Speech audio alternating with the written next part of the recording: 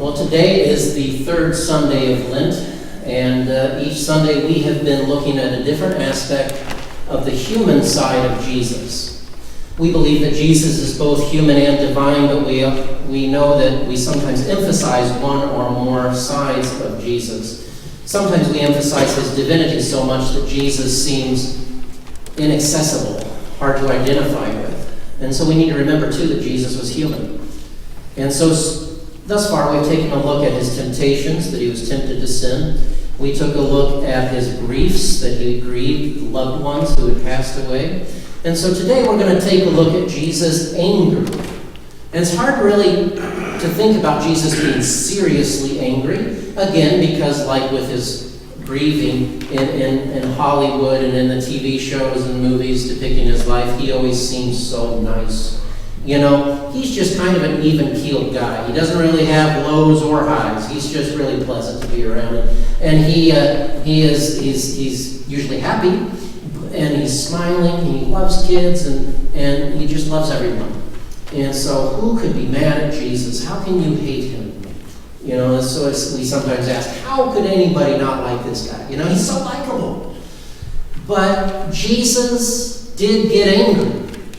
And so we're going to take a look at that. Another reason why it might be surprising to hear that Jesus was angry is because, well, how many of you, just think to yourself, how many of you have ever been told, either by a pastor or a church or a Bible study leader, or I've read in a Bible study material that being angry is a sin, along with fear and anxiety and worry and doubt? Sin, all of them. Well, spoiler alert, they're not sinful. These are emotions. These are things that we feel, and they are not sinful. Now, it's what we do with them that can be sinful, depending on how we respond to our emotions. But having doubts, normal. Having doubts is normal. Having fear is normal. Having anxiety is normal. Having anger is normal. These are all normal things. It's a normal part of the human experience. And so we are going to feel these things from time to time. But so often we have seen people do bad things in anger that we tend to think that anger is something that should be avoided at all costs. And yet, is there ever a reason when it's good to be angry? Or to show your anger? Is there ever a reason? A question that we asked in our Lent study a week or so ago is there ever a time when it is okay to disrupt somebody else's comfort because of your anger? Is it ever okay to disrupt somebody else's comfort because of your anger? Well, if you don't like confrontation, you might like to say no, never. It's never good to do that. But there are some occasions. Now, it takes wisdom. It's a situation-by-situation basis. But there are times when we need to disrupt somebody's comfort because we're angry. And generally, that would be when somebody is hurting somebody else, whether it be directly or indirectly through their actions or maybe systems that they are supporting. When somebody is hurting somebody else or a number of people, indirectly or directly, it is prudent, it is wise to disrupt their comfort because your anger, that's called righteous anger, and that's the kind of anger that Jesus showed in his lifetime. So who was Jesus angry at? Well, it's interesting because he wasn't angry at the people that you would maybe think he would be. You would think that Jesus would maybe be angry with the Romans or with the Roman soldiers. After all, the Romans are the ones oppressing his people. The Roman soldiers are the one who are enforcing that.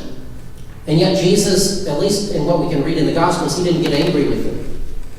In fact, he sometimes complimented their faith. Now, Jesus didn't get angry with the Roman soldiers. He also didn't get angry with the spiritual but not religious folks. And yes, there were spiritual but not religious people in the Bible days. There were people who believed in God but didn't necessarily participate in all of the prescribed practices that you read about in the Old Testament. We have to remember when we read about the activities and all the sacrifices and all the services and feasts and everything in the Old Testament, You're reading what the established religion was telling people to do. It didn't mean everybody did that. And when you look, what archaeology has shown us, and also the Bible itself shows us that many people believed, not everybody practiced. Many people believed, but still had other gods in their house. So there's the spiritual but not religious. You would think that Jesus would maybe get upset at these people. They weren't, quote, dedicated. But he didn't get mad at them. No, the people that Jesus got upset with were the religious people. The religious leaders, to be exact, the Pharisees. But we want to be careful because we can stereotype and say that the Pharisees are all bad and all evil, and that's not the case. The Pharisees were trying to follow God. They would claim that they loved God. They wanted to follow God. Many Pharisees became Jesus followers. Paul was a Pharisee who early in his life hunted down Christians because he loved God. Isn't that disturbing? But, so the Pharisees were not all bad, or they didn't have evil intent. So to give you a little bit of Old Testament history, in the Old Testament times, the nation of Israel was usually broken up into two groups. The northern half, which was known as Israel, and the southern half, which was known as Judah. So the northern half comprised 10 of the 12 tribes. Judah was just 2 of those 12 tribes. So much smaller. Now Israel was destroyed by the Assyrians. The Assyrians came in, they invaded, and pretty much wiped Israel off the map. There were some people that were left behind to be in the land, but not very many. And so Israel was done long before the small southern kingdom was done. Now that kingdom was known as Judah, or Judea, and that's where we get the word Jude. That's where that comes from, Judah. And so this southern kingdom lasted much longer, but, in the course of time, the Babylonians took over the Assyrian Empire, and then they came down and eventually, long story short, did the same thing.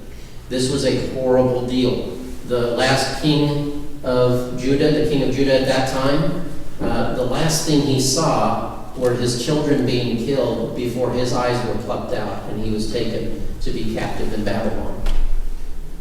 That's bad.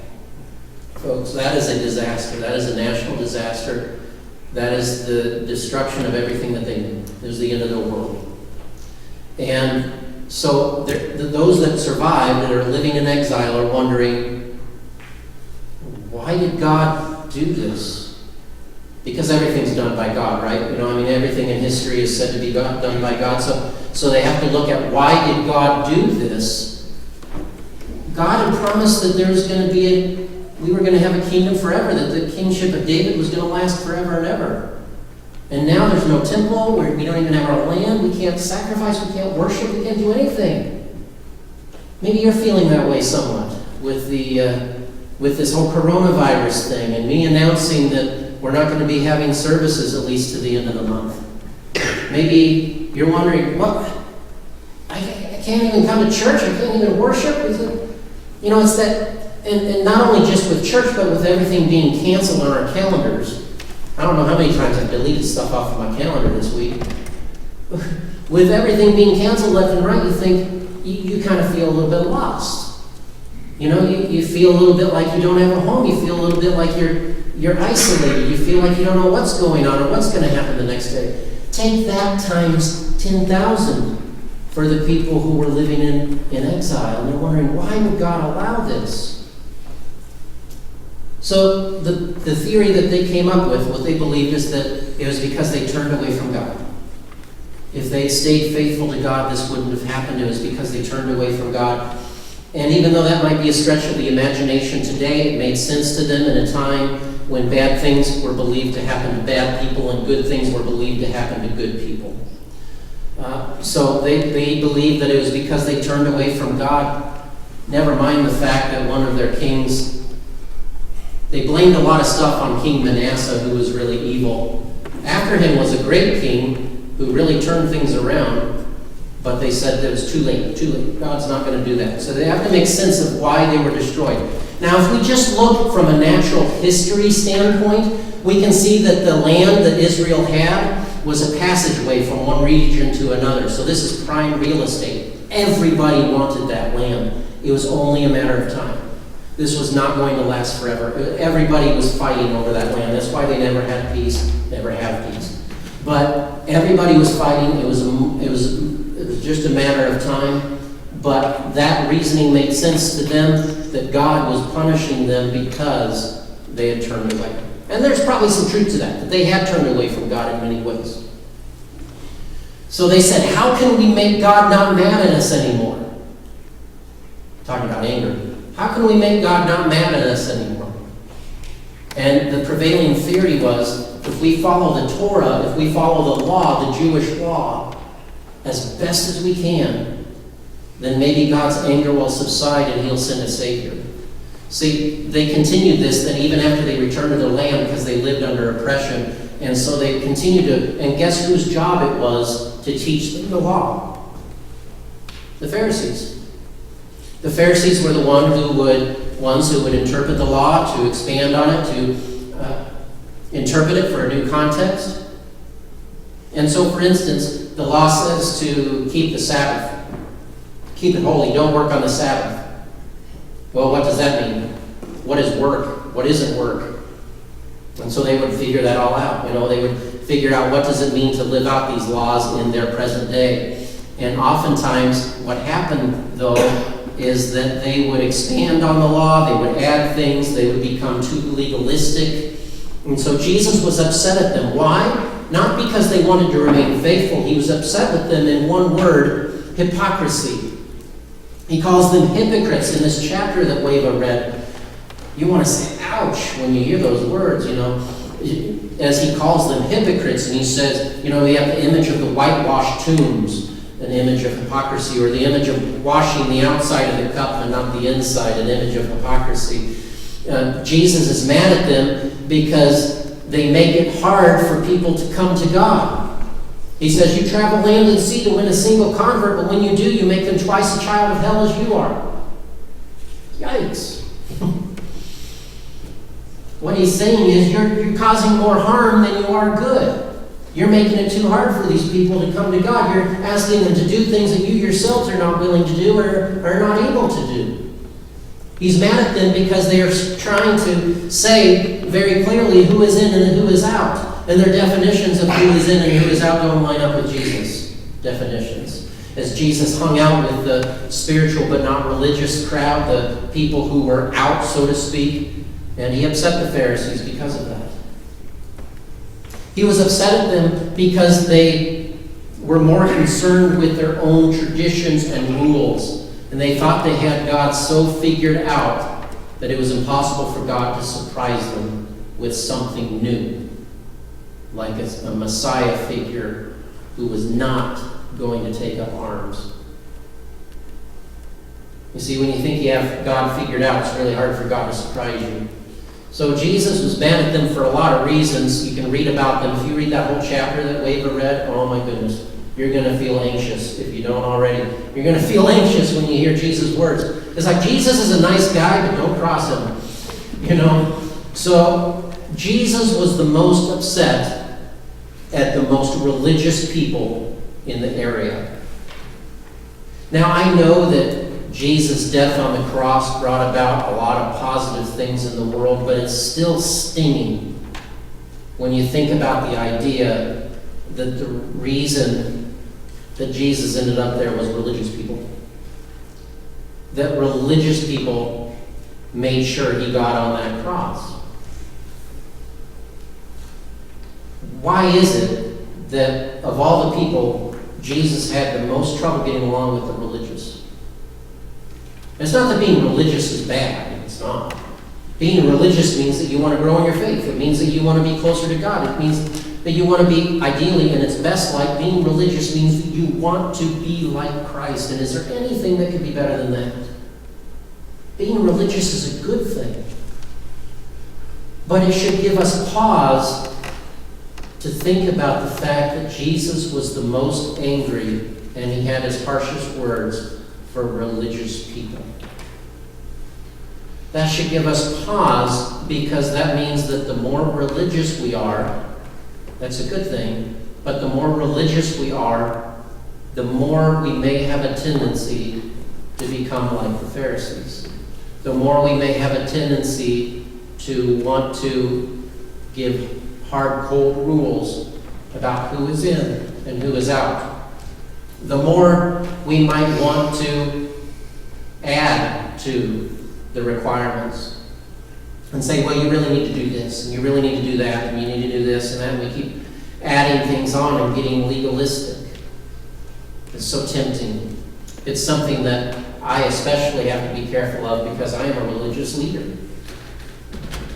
And so, as I said, it's not that being religious is wrong. Being religious is good. It's something we should all aspire to. But as we seek to grow in our faith, and as we seek to be religious people, we don't want to become like the Pharisees. They are not a model to follow. Jesus is the only model to follow that we need.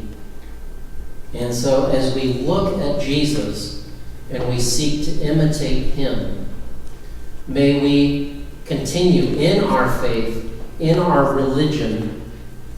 May we seek to follow and grow closer to God, but may we never think that we have God so fully figured out that there's no way that God can ever surprise us.